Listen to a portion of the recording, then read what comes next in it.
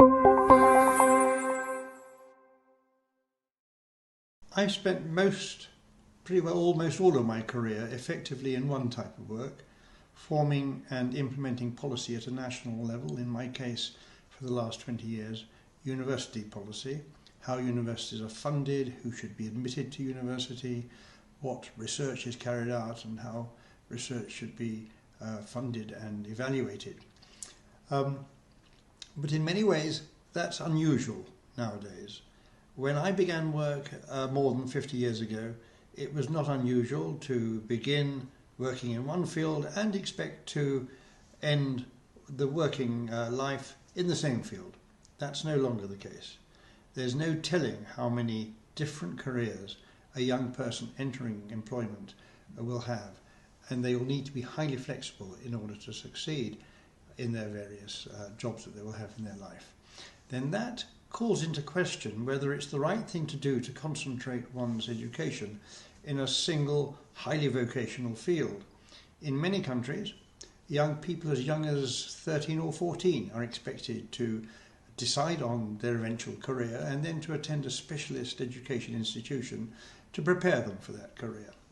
Now, clearly, there are some careers like medicine and engineering and psychology, perhaps, and so on, where whatever the study at school, a specialised university education is required in order to enable them to have the skills and the knowledge to function in that profession. But on the other hand, in some countries, and I'm thinking of Germany, for example, in order to even be a banker, which is not really a profession, you would be expected to pursue a university degree in banking, and so on for other careers that you might want to have. Now, in my view, that's far too specialised and prescriptive and constraining and narrowing of a young person's options. In other countries, the USA, the UK, for example, there's much less expectation of a direct relationship between a university degree and a chosen career.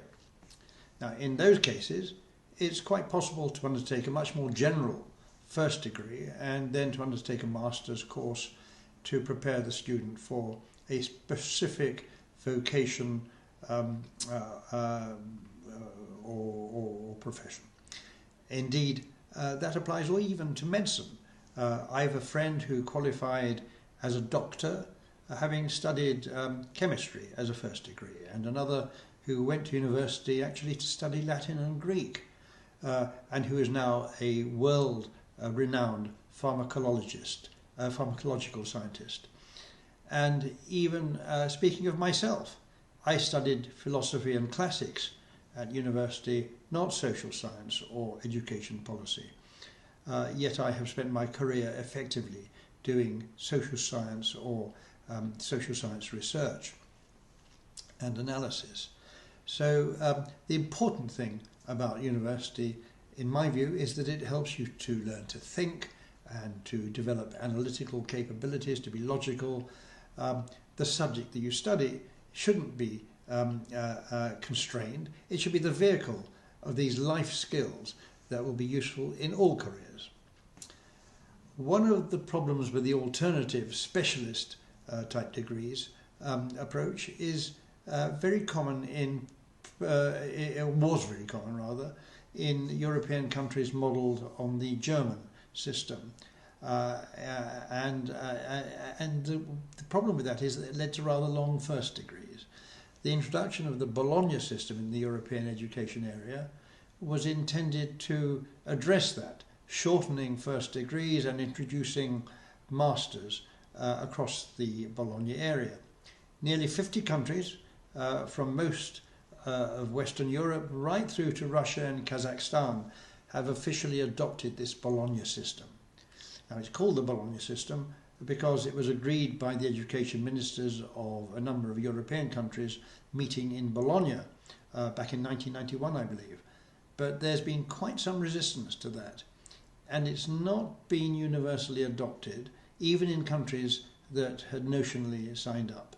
It's true that my example of the doctor and the pharmacologist, the pharmacological scientist, had to spend longer studying for their eventual professions, but they were not constrained either by decisions that they'd taken at the age of 14 or even 18.